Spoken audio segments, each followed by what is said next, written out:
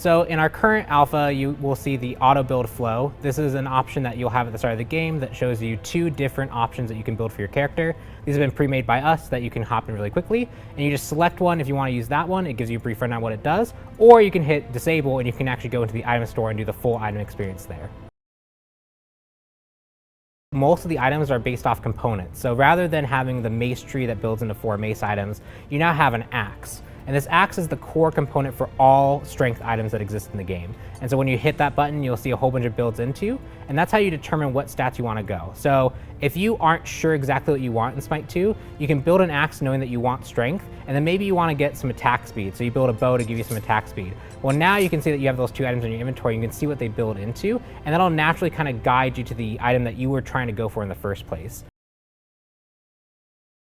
All your characters can build both. There's no item restriction, so there's no, you're only building physical power items or only magic power items. You can build all strength and intelligence items. There's a few other minor changes, like lifesteal is now a global stat that affects everything, as well as CDR is now CDR again, but it's not a percentage, it actually modifies your cooldown exponentially as it gets higher and higher.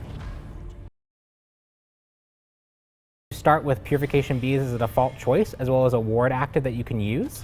And to replace relics, we're actually bringing in actives as a choice. So you have 6 item slots, and all 6 of those items could be active items. They actually have keybinds dedicated to them, so you can use them whenever you want. So you can think of this as a way to activate your passive effects without having to have it be some conditional trigger.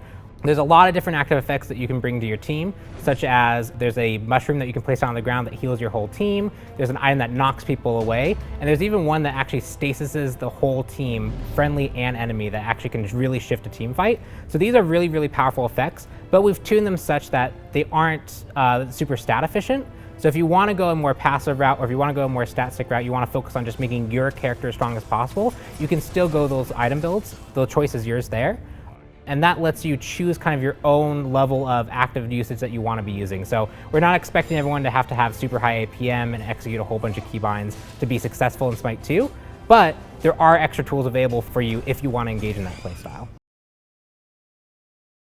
Chalk is a great example of a character who, if you want to get in there, swing your axe and do a whole bunch of damage, largely strength is going to play to your playstyle, and you could probably build a strength build that's very similar to Smite 1.